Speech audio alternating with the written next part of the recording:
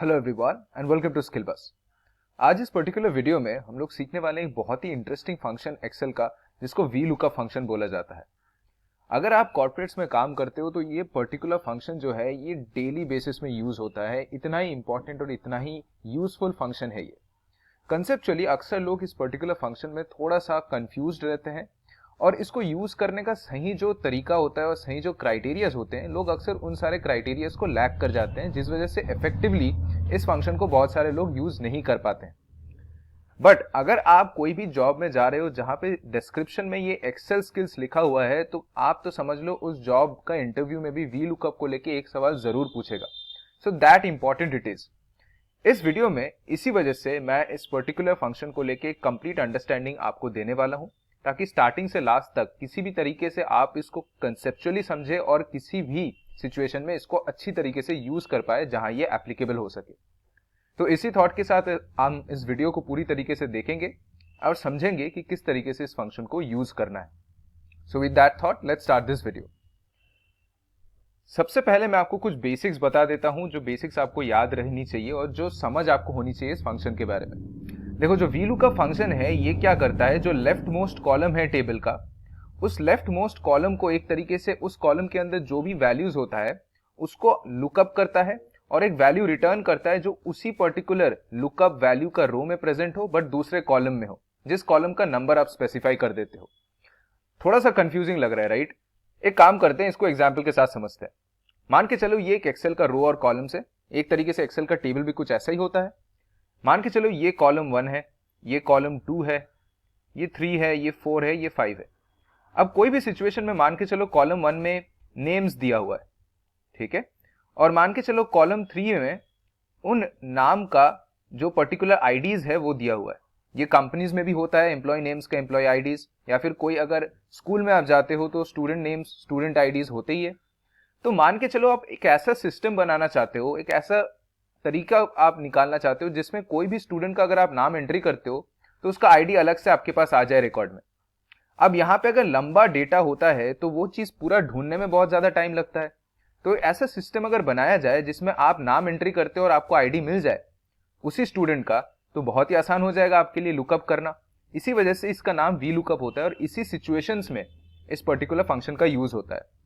तो जो left most column है, जो कि यहाँ पे ये है, इसमें से आप कोई भी एक पर्टिकुलर नाम को चूज करते हो या लिखते हो तो ये रिटर्न करता है एक वैल्यू जो उसी रो में प्रेजेंट है। ठीक है, देखो इसी रो में प्रेजेंट है और दूसरा कॉलम में प्रेजेंट है। ये दूसरा कॉलम है जो आप स्पेसिफाई करते हो। मान के चलो आप स्पेसिफाई करते हो कि मुझे आईडी चाहिए, तो आईडी का वैल्यू रिटर्न हो जाएगा स्टूडेंट का नाम डालते ही। ये एक ऐसा तरह का फंक्शन है। तो अब बेसिक्स क्योंकि हम लोग समझ गए हैं, तो अब हम समझते हैं किस तरीके से इसको अप्लाई करना है। And to understand that I take you straight away to a spreadsheet, ताकि आप वहां पे अच्छे से देख पाओ कि किस तरीके से इसको हम लोग यूज कर सकते हैं। तो जैसे कि आप देख सकते हैं यहाँ पे एक स्प्रेडशीट में रखा हूं और यहाँ पे कुछ कुछ वैल्यूज दिया हुआ है, एक टेबल दिया हुआ है। ये टेबल आप देख सकते हो कि यहाँ पे एक पूरा टेबल दिया हुआ है जहां पे एक कंपनी है सैमसंग, राइट? सैमसंग के बहुत सारे प्रोडक्ट्स है, ओके।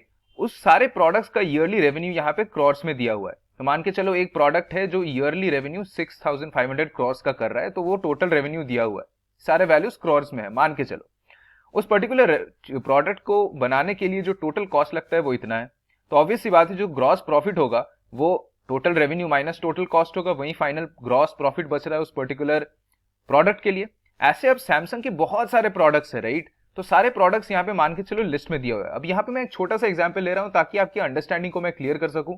अब आप सोच सकते हो कि कॉर्पोरेट्स में ऐसे बहुत सारे डेटाज होते हैं जिसके साथ आपको डील करने पड़ते हैं, जहां कंपनीज के बहुत सारे प्रोडक्ट्स हो, या फिर प्रोडक्ट को भूल सकते हैं आप, क्लाइंट्स भी हो सकता है, कुछ भी हो सकता है। उसका वैल्यूज दिया हुआ रहता है, उसके बहुत सारे नंबर्स अगल बगल रहते हैं एट्रीब्यूट्स में, वो सारे चीज को आप यूज कर सकते हो। अब मान के चलो मैं एक ऐसा सिस्टम बनाना चाहता हूं कि मैं प्रोडक्ट का नाम यहाँ पे लिखूं और मुझे उसका ग्रॉस प्रॉफिट फटाक से निकल आए।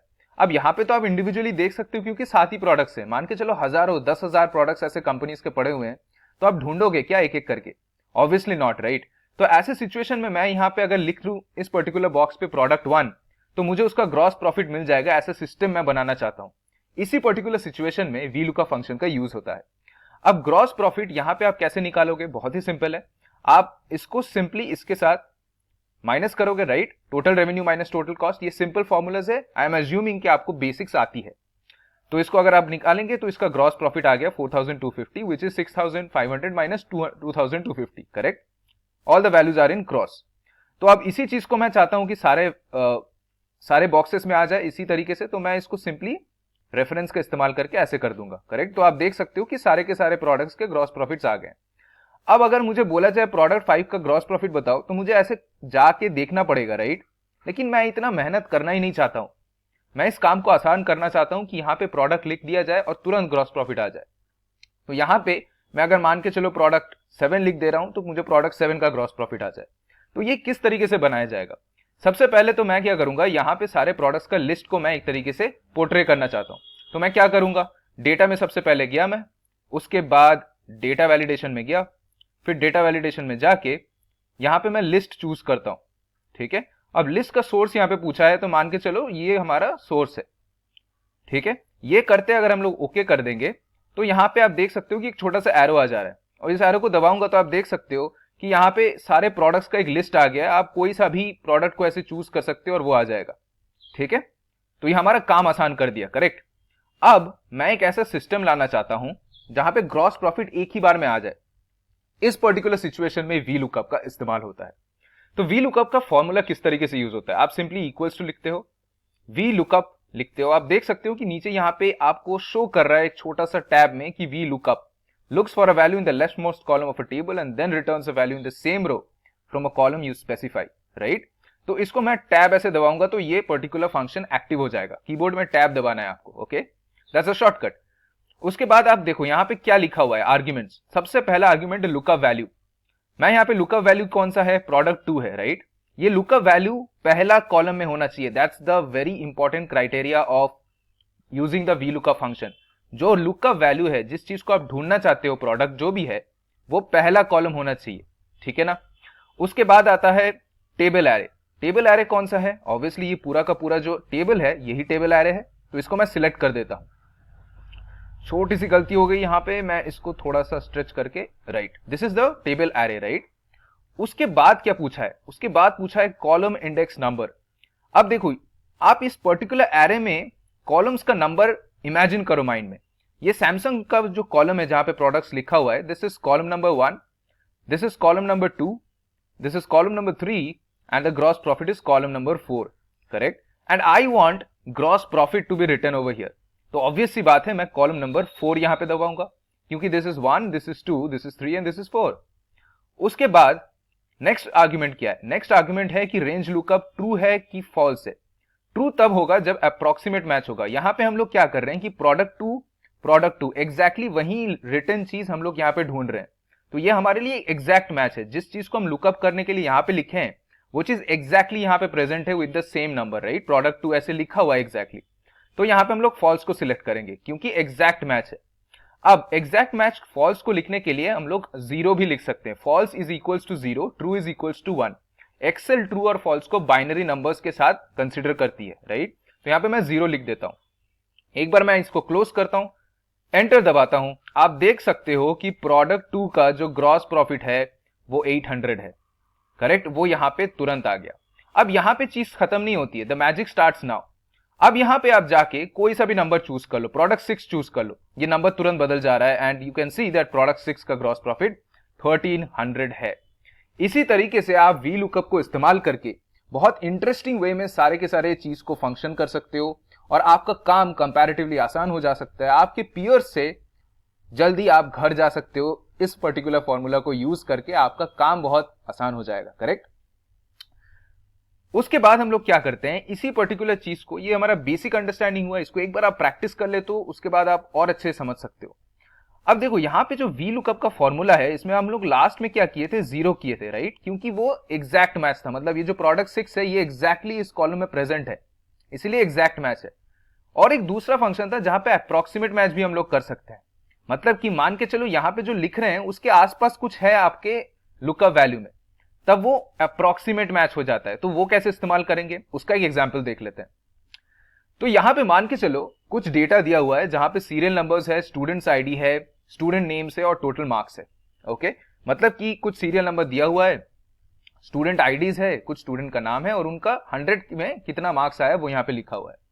अब मैं एक ऐसा सिस्टम बनाना चाहता हूं जहां पे जिसका मार्क्स जो है 0 to 50 के अंदर है उसको बैड बोला जाए, जिसका मार्क्स 50 to 70 के बीच में है उसको गुड बोला जाए, जिसका 70 to 90 के बीच में है उसको वेरी गुड बोला जाए, एंड 90 to 100 में एक्सीलेंट बोला जाए।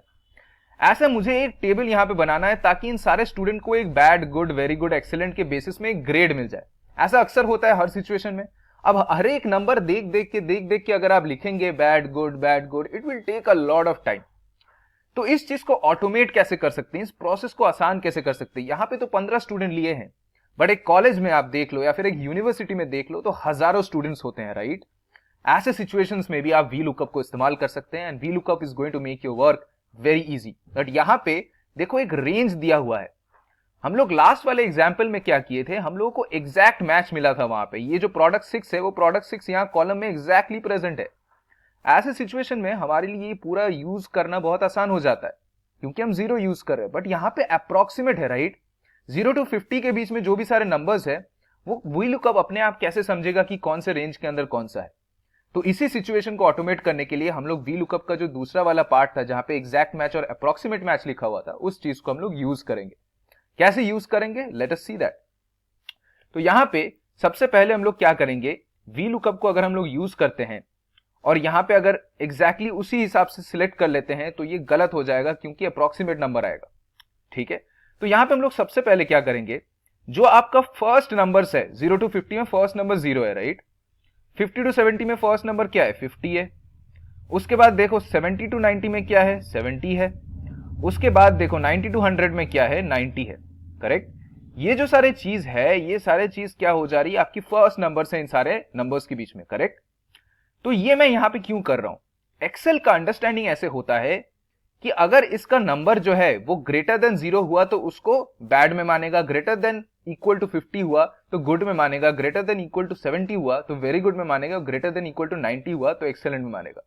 तो वी लुकअप का जो फंक्शन है, वी लुकअप का जो फंक्शन है वो यहां पे क्या एग्जैक्टली मानेगा कि इसका जो वैल्यू है वो उसको परसीव करेगा दूसरे तरीके से, that is greater than equal to के बेसिस में। हमेशा आप ये चीज याद रखना। एक बार आप इस चीज को समझ गए तो अप्रोक्सीमेट मैच को भी आप यूज कर सकते हो। तो हम लोग कैसे ये करेंगे, इक्वल्स टू वी लुकअप, ठीक है, टैब दबाते हैं तो आ जाता है। तो लुकअप वैल्यू हमारे लिए क्या है, ये नंबर है, करेक्ट, क्योंकि हम लोग नंबर्स देखना चाहते हैं और नंबर्स को हम लोग एक तरीके से ग्रेड करना चाहते हैं। तो ये नंबर कहां पे प्रेजेंट है, कौन से हम लोग क्राइटेरिया को यूज कर रहे हैं, इस पर्टिकुलर टेबल में है वो। तो इस एरे को हम लोग सिलेक्ट करते हैं, right, this is the table array.